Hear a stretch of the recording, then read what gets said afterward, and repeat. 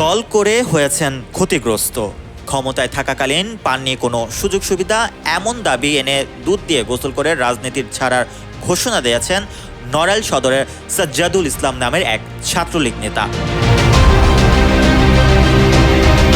তিনি উপজেলার কলোরা ইউনিয়ন ছাত্রলীগের সভাপতির পদে ছিলেন। মঙ্গলবার বিকেল ৫টার দিকে সদরের আগদিয়া গ্রামের নিজ বাড়িতে স্থানীয় সাংবাদিক ও লোকজনের সামনে এ ঘটনা ঘটান তিনি। বালতি ও গামলায় পানি ও দুধ দিয়ে গোসল করতে করতে কলোরা ইউনিয়ন ছাত্রলীগের সভাপতি পদ থেকে পদত্যাগের ঘোষণা দেন সাজ্জাদুল। একই সঙ্গে ছাত্রলীগ তথা আওয়ামী লীগ এবং আর কোনো রাজনৈতিক দলের সঙ্গে ভবিষ্যতে রাজনীতি না করার ঘোষণা দেন।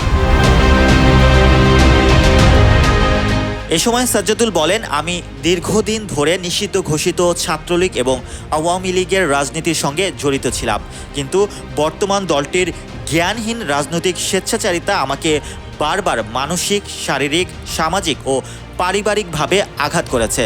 দলের কারণে আমি বিপুল পরিমাণ আর্থিক ক্ষতির সম্মুখীন হয়েছি, যা আমার আগামীর জন্য মোটেও শুভ হবে না বলে মনে করি। আমি বিশ্বাস করি সবার আগে মানুষের জীবন, আত্মসম্মান, ব্যক্তিত্ব ও পারিবারিক দায়িত্বই প্রধান কাজ। তাই আমি সজ্ঞানে স্বেচ্ছায় ছাত্রলীগ ও আওয়ামী লীগের রাজনীতি থেকে অব্যাহতি নিচ্ছি। আজ থেকে সংগঠনের সঙ্গে আমার কোনো প্রকার সম্পর্ক থাকবে না।